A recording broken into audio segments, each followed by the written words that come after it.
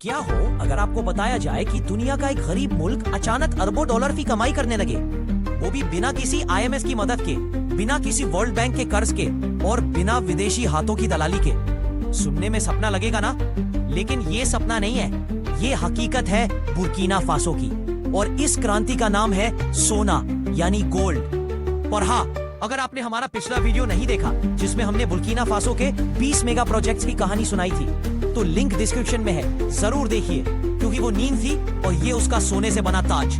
अब सुनिए, Burkina Faso ने 2025 के पहले 3 महीनों में 1 अरब डॉलर की कमाई सिर्फ गोल्ड से की है।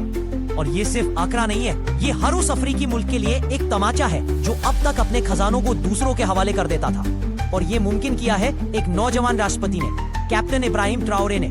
36 साल की उम्र में उन्होंने सिर्फ सत्ता नहीं संभाली, बल्कि मुल्क की किस्मत को भी अपने हाथ में ले लिया। पहले क्या होता था, गोल्ड हमारी धरती से निकलता था, लेकिन मुनाफा जाता था पेरिस, लंदन और टोरंटो की तिजोरियों में।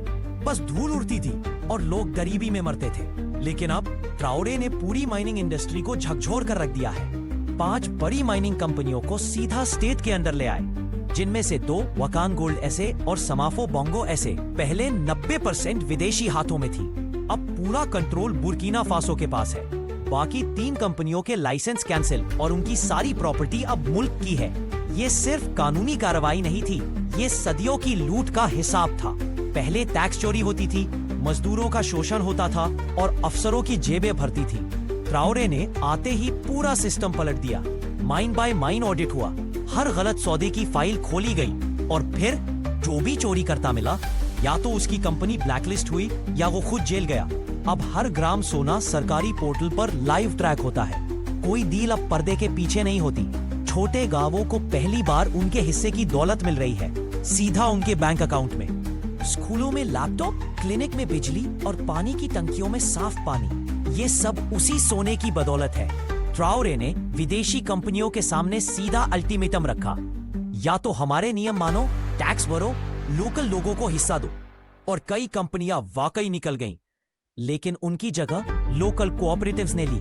वही लोग जो कभी मजदूरी करते थे अब मालिक बन रहे हैं। और सबसे खास बात, हर गांव, हर जिले को अब गोल्ड के रेवेन्यू से सीधी हिस्सेदारी मिलती है।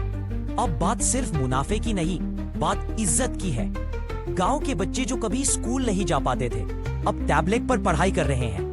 गर्भवती महिलाएं जो पहले अंधेरे में जन्म देती थीं, अब सोलर लाइट से रोशन क्लिनिक में सुरक्षित डिलीवरी हो रही है। ये सिर्फ तरक्की नहीं, ये इंसाफ है। इतना ही नहीं, ट्राओरे ने अब एक नया कदम उठाया है। बुर्किना फासो अब अपनी गोल्ड रिफाइनरी बना रहा है। यानी अब सोना एक्सपोर्ट नहीं होगा कच्चा, अब यही देश उसे प्रोसेस करेगा, मार्केट प्राइस तय करेगा और मुनाफा डबल करेगा।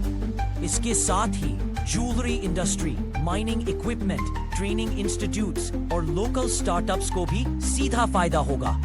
गांवों के नौजवान जो कभी यूरोप जाने के लिए जान जोखिम में डालते थे, अब इंजीनियरिंग, टेक्नोलॉजी और प्रोसेसिंग की ट्रेनिंग ले रहे हैं। वो अपने देश में ही एक अच्छा जीवन देख पा रहे हैं।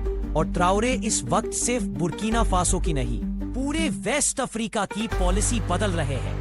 माली और नाइजर जैसे देशों के साथ मिलकर एक गोल्ड करेंसी ब्लॉक बनाने की तैयारी हो रही है, जिससे ये देश फ्रेंच फ्रैंक जैसी विदेशी करेंसी से आजाद हो सके।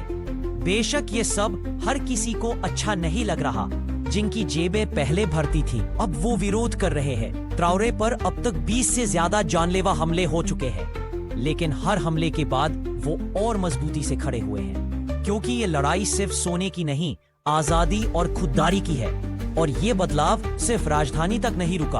अब गांवों में पानी की पाइपलाइनें बिछ रही है, स्कूलों में डिजिटल क्लासरूम बन रहे हैं, क्लिनिक में वैक्सीन स्टोर करने के लिए सोलर फ्रीजर लग चुके हैं। और ट्राओरे ने माइन टू मार्केट स्कीम शुरू की है, जिसमें गोल्ड के मुनाफे का हिस्सा उस गांव को मिलता है जिसके पास माइन है। अब गांव वाले भी शेयर होल्डर बन चुके हैं। अब गोल्ड सिर्फ चमक नहीं है, अब ये इंसानियत और तरक्की की नींव है। और जो मुल्क कभी सिर्फ मिसाल के तौर पर लिया जाता था, अब रोल मॉडल बन रहा है। और ये कहानी यहीं खत्म नहीं होती। इनविजिबल AQ की तरफ से हम लाएंगे इसका अगला हिस्सा, जिसमें दिखाएंगे कि कैसे ये सोना अब सिर्फ धरती से नहीं निकलता, ये जहन और इरादों से तराशा जा रहा है।